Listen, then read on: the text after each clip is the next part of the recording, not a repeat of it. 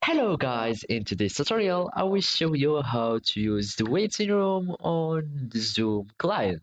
So first you need to open your Zoom desktop client or application and follow these steps. Now we'll have to create a new meeting so we can add waiting room to it. So I'm just going to click here on this new meeting here in the home page. Make sure that you are on the home page and just click on new meeting. Now we will just wait the client to create a meeting.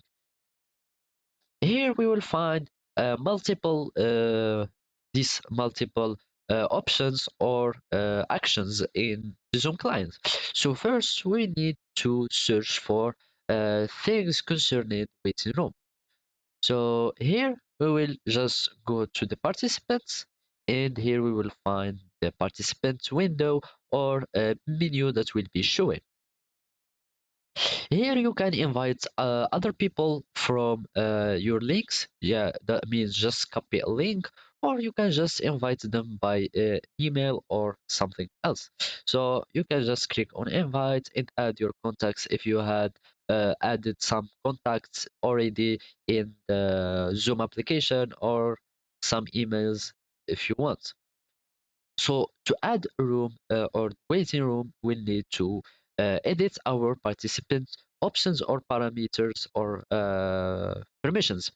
So we will have to click on the 3 points action here or this button here. And after you click on it, we will find this little menu that will pop up. Now, these permissions are concerning the participants when they will be uh, joining the room or joining the meeting. So as you can see, there is mute participants when they will join the meeting or other actions. But what we want is to enable the waiting room.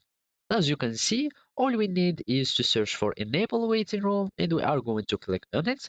And now, whenever participants will join at the meeting, we will have to he will have to be joining the waiting room and then wait for your permission to let him join your meeting. So basically, this is how you add like the waiting room in Zoom application. Thank you for watching in. Goodbye.